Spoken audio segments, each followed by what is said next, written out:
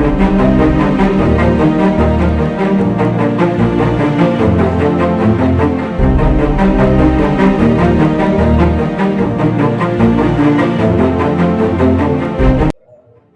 day, ladies and gentlemen. Welcome to another episode of CoinNewsExtra interview session, a program where we invite innovators, stakeholders, and influencers in the blockchain, crypto, and fintech ecosystem to come air their view and the state of the ecosystem. So today we'll be talking about cryptocurrency as a hedge against financial instability. We're seeing what is happening in the world today with a lot of things happening, and the COVID playing its own negative role.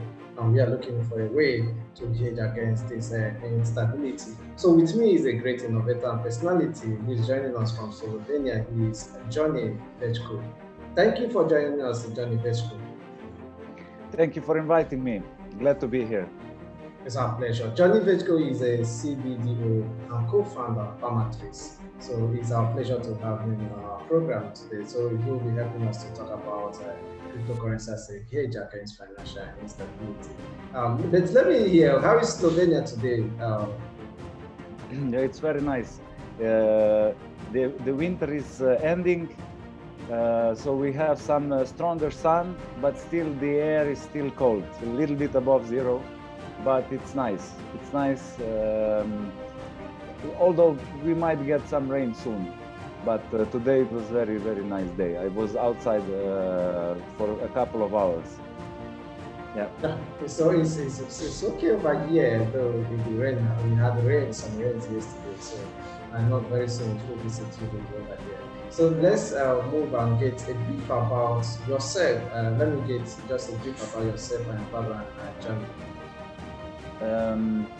I was in software development for more than 20 years. I am now.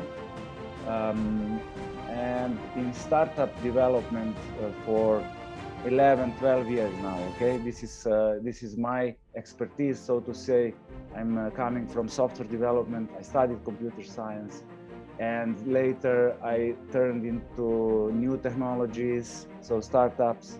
And in 2016, I entered crypto, to say in short. Yeah, that's very nice. You know that there is a way forward in this ecosystem. So we'll be looking at some studies. I saw some of the posts you made on Medium and also other places. Some studies have shown that crypto, most especially Bitcoin, can be used as a hedge. Do you concur with that statement? Yes, of course. Of course, it's the core of Bitcoin is, and other cryptocurrencies as well, but Bitcoin did it first, was to enable money transactions without the central authority, so banks, etc. Which is exactly why Bitcoin is completely separated from the traditional monetary financial system, right? And that is why it is very, very appropriate. And nowadays, when money is getting printed, like very, very often in the COVID times, it is Bitcoin a very good hedge possibility, yes, in the investment space. I would very much agree. Yes, okay. People, if you say that, let's look this direction. Last year and even this year, we see a lot of institutional companies, traditional companies looking towards this direction. We see a lot of them, the likes of PayPal, the likes of Square, and other of them who are now investing in cryptocurrency. Most of them are buying Bitcoin. Do you think most people have started seeing future in Bitcoin? And where can this lead us to? Well, it is interesting to see how governments are reacting globally. I'm talking, right? For example, in Nigeria, I heard you have some bans in the banking sector towards crypto. For example, in Slovenia, it's very, very unpopular. So if you have a business that is somehow connected with crypto, the banks don't want you. Even in Slovenia, in Europe, for example. But don't tell them that I told you, okay? So, but for example, Switzerland is very much forward-thinking and they enabled paying taxes with crypto recently, for example. So we can see that different institutions are trying to accept crypto in several ways. And this is due to the fact that people just like crypto. Now, here maybe in this point, it's interesting to say that crypto is the first money that was not enforced by government.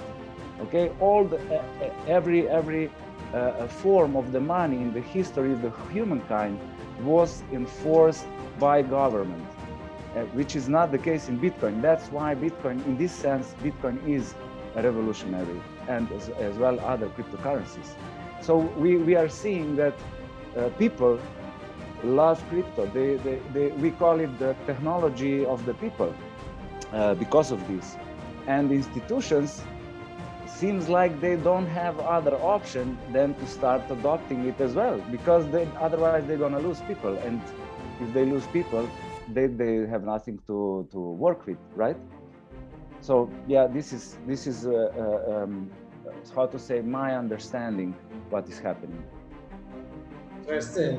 You are the CBDO and co-founder of Palmatrix, and you do some research around this ecosystem. So let's look at Palmatrix. What is its view about cryptocurrency, and how does it interact and contribute in the ecosystem?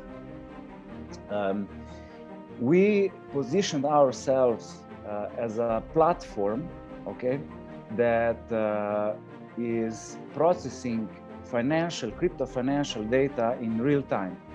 For now, we have 42 crypto exchanges in the production, and we are open and collaborating with anybody that is offering either a trading system, either a crypto media. We can connect into one ecosystem. So we are a kind of a middleware, okay? So for example, you can set a strategy on TradingView, okay, and you can get alert to Palmatrix platform and execute trades automatically, for example.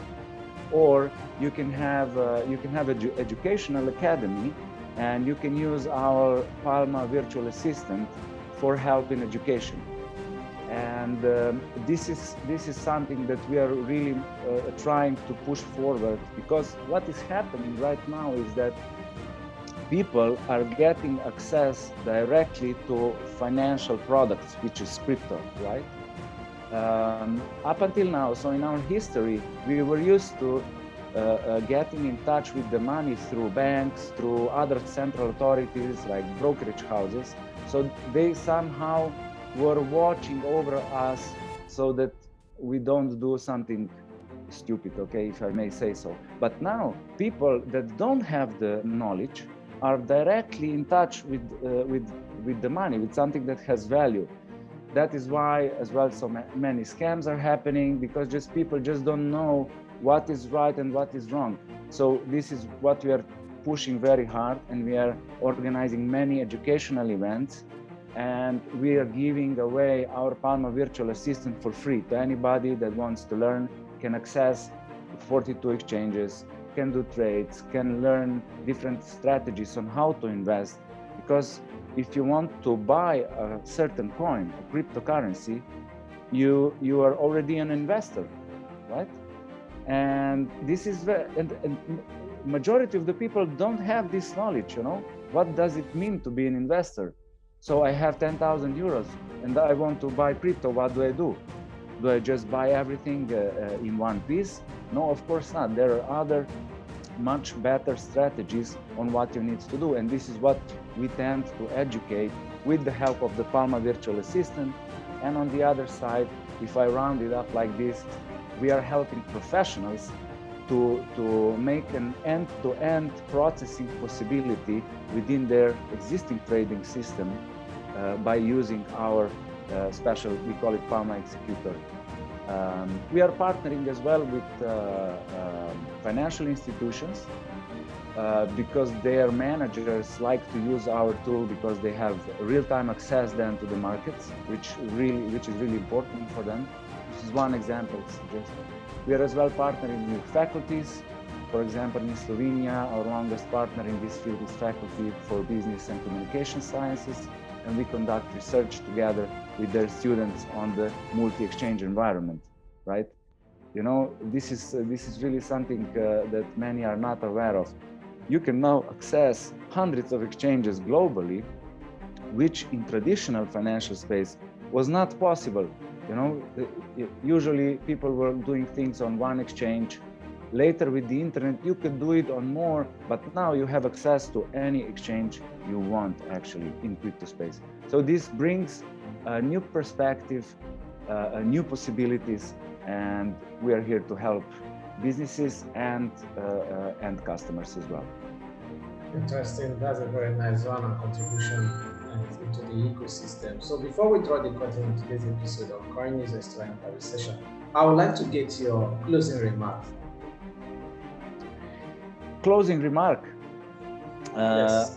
I hope I will be able to come to Nigeria as soon as possible. No, I would like to stress out that education is very important, okay? And with the education, I mean, beside the financial knowledge, so that people need to get aware what is happening, as well on the other side, the tools to control funds are as well very important, which is the part I explained before.